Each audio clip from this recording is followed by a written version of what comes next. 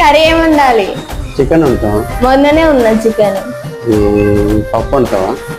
మామిడికాయ పప్పు మామిడికాయ లేవు. 10 నిమిషాలు తెస్తా.